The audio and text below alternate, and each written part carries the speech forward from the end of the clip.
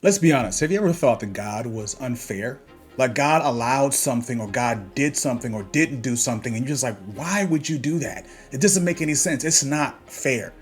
Maybe you, like me, have read stories in the Bible where it seemed that God was not merciful, where God was just over exaggerating, going over the top. And you're like, where is the grace? Where is the love? Where is the mercy? This is day 17 of 31 days sharing from my new devotional, Bending Bows of Bronze, Subdue the Enemy Under Your Feet.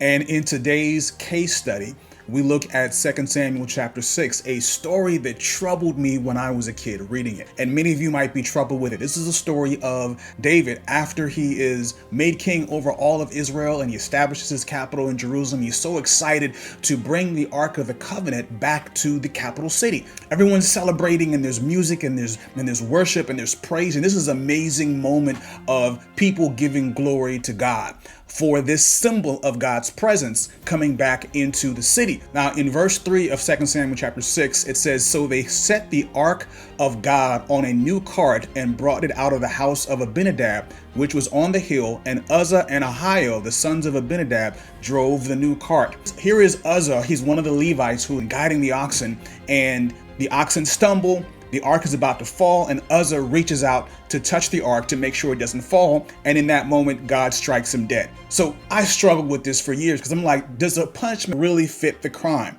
Yeah, he wasn't supposed to touch the ark, but he had a good reason to do it, right? Was that really a big deal? The fact is that what happens to Uzzah in this instance, in this tragedy, is the definition of a spiritual attack that comes as a result of willful disobedience. So we know the Bible says in Acts 17 that God winks at ignorance.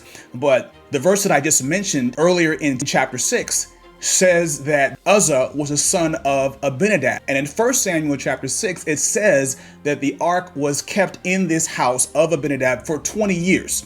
So Uzzah, as a Levite, and his family knew that the ark was not to be touched. Matter of fact, they also knew that the ark was not supposed to be transported on a cart. The Levites were supposed to carry it on poles that ran through hooks on the sides of the ark. So when the suggestion was made, whether by David or by somebody else, Uzzah and his family should have stood up and said, no, this is not the right way.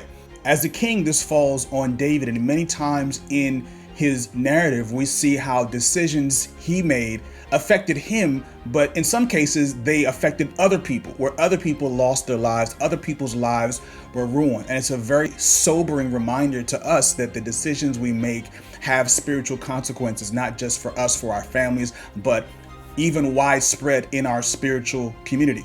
So what does David do? They go back to the book and they figure out, hey, let's do it the right way. So they carry the ark the right way. So they ditch the cart and they carry the ark the appropriate way. In every 6 steps, they stop and they sacrifice. So here's one of the marching orders from the book that I want to leave you with. When you are navigating your way on the other side of a spiritual attack, and you've done what we did yesterday, where you renounce it and you reject the shame and you ask God to close the door, now you go back to the table and do it the right way. If it's something that you're supposed to stop doing, then do that. If it's something that you are doing, but now you have direction on the right way to do it, integrate prayer and praise and worship along the way. So it could be something that's not necessarily ministry or spiritual related.